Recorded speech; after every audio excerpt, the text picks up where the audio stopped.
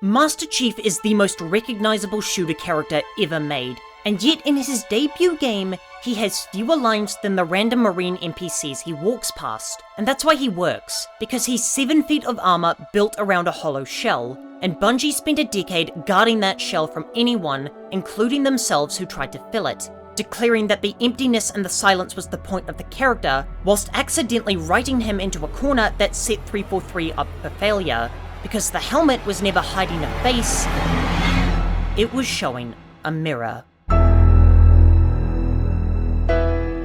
Across Combat Evolved, Cortana narrates the mission with wonder and mystery, making the ring feel alive while also acting as the soul inside the suit. Keyes gives gravitas to the weight of escaping the ring and the peril the Marines face, and then later serves as the vessel showcasing the horror of the Flood. Meanwhile, Johnson contrasts him by bringing the swagger and refusing to treat anything seriously. This gives the entire game a sense of liveliness that makes it distinct from generic hard sci-fi. Stay with the Master Chief. He'll know what to do. Yes, sir, Sergeant. Thanks for the tank. He never gets me anything. Meanwhile, Chief just pulls the trigger. Despite being on screen for the entire game, he's only speaking maybe 3% of the time, and when he does choose to speak across the trilogy, it's almost always closing someone else's sentence. Defend this station. Yes, sir. I need a weapon. Right this way. It's finished. No. I think we're just getting started. I will be forced to take her from you. That's not going to happen. Chief doesn't monologue, he punchlines. It's finished. Now, you could say that Chief's silence is his characterization, that Bungie built a soldier defined by what he refuses to say, and that reading him as empty is the audience's mistake. But silence only reads as characterization if there's something hiding behind it. Chief in the Bungie trilogy has nothing behind his visor. No hobbies, no personality, no goals beyond finishing the fight. And Bungie knew it, that's why Cortana is so loud and quick-witted. What if you miss? I won't. So that Chief can bring almost nothing and the scene will still land. She brings the emotion so he doesn't have to, and Chief's lack of emotion is built into the design itself. The helmet is the most important rule in the franchise, and Bungie followed it with a level of commitment that, looking back, feels religious, never showing Chief's face across 3 mainline games. But Combat Evolved came the closest. The final cutscene has him actually pull off the helmet, and the shot is staged with such care that we never see anything. Now, of course, this was before they knew the mythology of the Master Chief they had inadvertently built, and now that people have dug through the model files of Combat Evolved, we know that underneath the helmet is another helmet. A development shortcut inadvertently saved the entire franchise from the potentially forbidden secret of Chief's true visage. But the rule runs deeper than the visor. Chief's voice actor Steve Downes reads exclusively in a low, flat register that never cracks even in the most emotionally fraught scenes. The Flood reveal is one of the most genuinely disturbing scenes I have ever experienced in a game, and it lands on a protagonist whose reaction is barely detectable, and at the end of Halo 3, he seals himself away, possibly forever, and says his goodbyes to Cortana, and his face remains a pane of gold.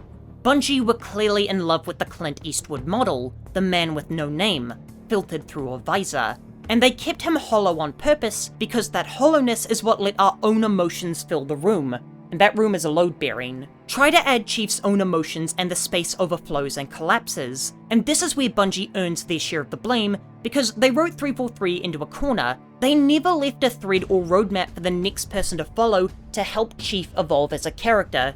Seriously, name one line in the Bungie trilogy that tells you who Chief would be without a fight to finish. Tell that to the Covenant. To give the Covenant back their bomb. Finishing this fight. Bungie never wrote one, and so with the Covenant and Flood defeated, there was nowhere for 343 to turn Chief's character but inwards. So when they inherited him, they were given a locked door with no key, and the only way to get in was to break it down, and that break was guaranteed to be ugly. Now, every other absence in Chief's design points the same way. The first-person view erases the body, the silence erases the voice, and the helmet erases the face. And what's left when you've subtracted all of that is armor and a weapon, and whoever's wearing that armor is whoever's holding the controller. In the Bungie trilogy, Cortana almost never says John, she says Chief. Chief, High Charity, the Prophet's holy city is on its way to Earth. And when she does, there's no barrier between her and you, the player. And that's a design choice that doesn't exist in most other shooters. Marcus Phoenix and Nathan Drake are characters I love to watch. I'm along for the ride, but the ride is distinctly theirs. Those characters succeed by being so completely themselves that I'm forced into the passenger seat. Chief works because he puts you behind the wheel. The brilliance of Halo is that it put a third-person icon into a first-person game, and yet the seams never show. The cutscenes are in third person, Chief is plastered onto every single piece of Halo promo art. Hell, the entire Xbox brand is built around the character design of someone who you barely see in their own game, all while keeping the thing inside the armor small enough that we can wear it. Phoenix and Drake are characters, Chief is a room. The helmet is on every cover because it's a door, and a face would be a wall.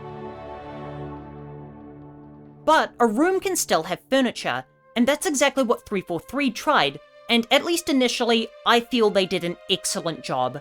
Halo 4 stages the series' most ambitious emotional arc around Chief saying goodbye to Cortana, and it was genuinely compelling, easily the franchise's best narrative. And then Halo 4's legendary ending cracked the visor open, a brief, deliberate shot of the man's eyes. The rule had officially been broken, and 343 earned that crack. What they didn't earn was everything that came after. Even if you love Halo 4 like I do, you can't deny that Halo 5 is a complete mess. If Halo 4 opened the door, then it seemed right for 5 to go further in, exploring John's emergence from his neutered state now that his guardian angel had left him. And that's what they seemed to be setting up in Hunt the Truth, which was a fictional investigative podcast that picked up where Halo 4 left off, and treated Chief as a man with a buried past, which set up the theme of contrasting the idea of a military messiah versus a child lab experiment. And then they did the most unpredictable left turn imaginable and shifted the entire story onto the shoulders of Locke. And instead of exploring the lingering grief over Cortana, they brought her back in a supervillain twist that they didn't earn. Halo 4 asked a genuinely profound question about what it means to deify a figure, whether they be real or fictional. And soldiers aren't machines. We're just people.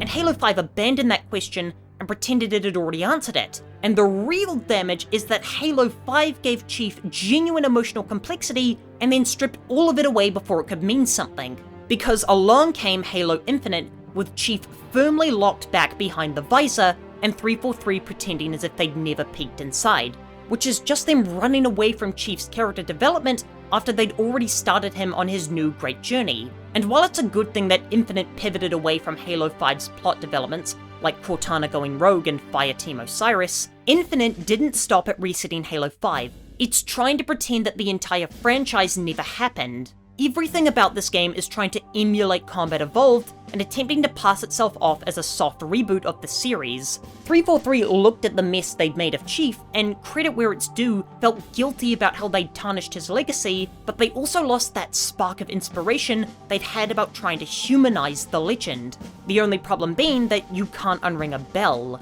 Chief's grief over Cortana still echoes throughout every cutscene, but the script won't even name it directly because then it would be forced to confront Halo 5.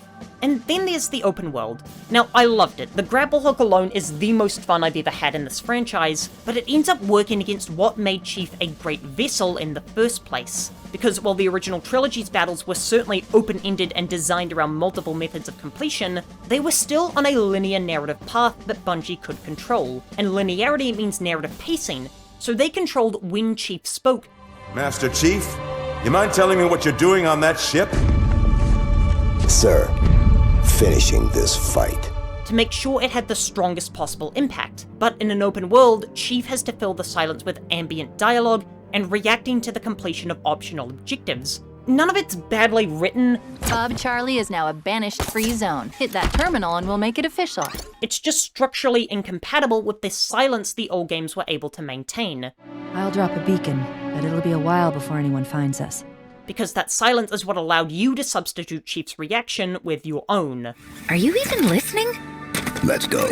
Making Chief constantly comment on his objectives and accomplishments adds too many details to his persona. Infinite is a game living under the crushing weight of 343's regret, and it feels like they've lost all confidence in themselves and are desperately trying to put the fascinating door they opened back on its hinges. When them opening the door was never the problem, it was their refusal to walk through it. See, I used to think I loved Master Chief and Cortana for their dynamic, but what I actually loved was the hollow shell that I slipped into without noticing, never thinking to check whether I was wearing the armor or the armor was wearing me. And in most cases, character development is a good thing. It's what makes following them on their journey worth it for us. But Chief's not a character. He's a room, and rooms don't get development. You either live in them or demolish them. And whether Bungie understood what they were making or not, they protected it. Wake me when you need me. And to us, that made the silence matter. I've said before on this channel that I don't like silent protagonists outside of custom characters.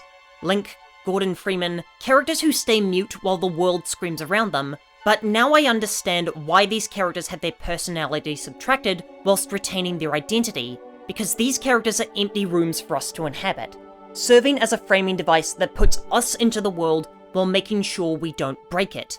The Legend of Zelda has already been written, and destiny dictates we must become the hero, and Chief is the same, an empty suit of armor that we all put on, but his contribution to this lineage of protagonists was proving that you could still build a hollow figure like this and have him carry the same cultural weight as someone like Batman. The difference is that when Chief goes through the emotional pain of losing someone important, he stays still while we're the ones who are moved, and whether we're overcome with grief or simply go numb, that reaction belongs to whoever's holding the controller. A written character would pick a reaction and lock the rest out, but Chief keeps every version on the table. TV show Chief needs a face and a performance to tell you exactly how to feel, while game Chief just needs a weapon and then steps back. That's the ability to make the protagonist a room rather than a person, one that each of us can build to our exact dimensions. And so when I think about my favorite moments from Halo, none of them are cutscenes. They're all unscripted moments that happened during gameplay. The first time I looked up at the ring during Halo, killing that motherfucking jackal in Metropolis. And that's not even mentioning if you played the campaigns on co-op with a friend, or the endless hours of multiplayer matches that made this series into the cultural phenomenon it was. Chief wasn't in any of those moments in any meaningful way. I was. And the helmet has always been a mirror, because the face you saw looking back at you through the gold visor was yours. Thank you so much for watching. For more Halo essays, here's one about the grunts.